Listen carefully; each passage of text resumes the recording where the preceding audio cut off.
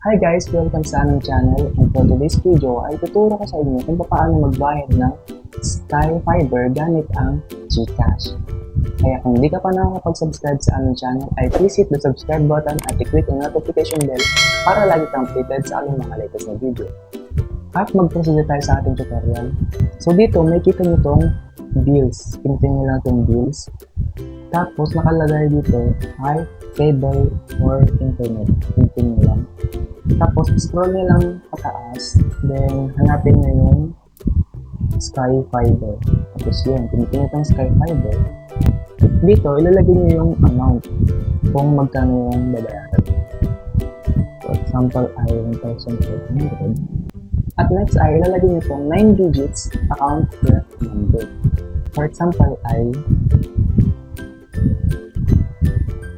at next naman, ilalagay nyo ang inyong email address.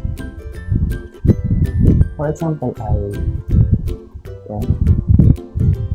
And then, pinutin nyo lang itong next. Bago nyo pinutin itong confirm, ay make sure na tama yung mga nilagay nyo dito.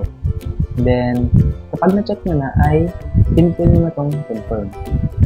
At yun lamang guys, ganun lamang katali magbayad ng Sky Fiber gamit ang GCash. Kaya sana marami kayo natutunan sa video na ito at marami pa kayo matututunan sa aming mga susunod video. Kaya stay tuned!